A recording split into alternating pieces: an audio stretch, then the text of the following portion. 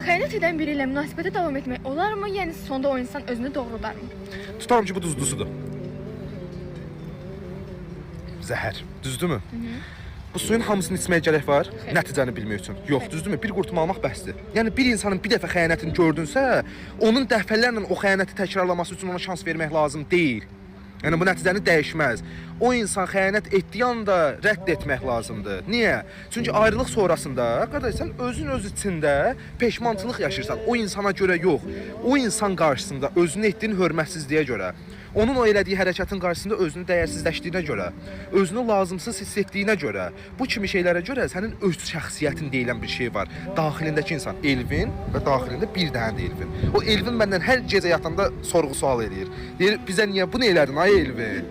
Biz buna layiq idikmi? Sən özün içində mübarizə aparırsan. Ona qalib gələ bilmirsən. Ona görə də bir mənalı şəkildə xəyanət bağışlanmaz və təkrarlanan bir şeydir.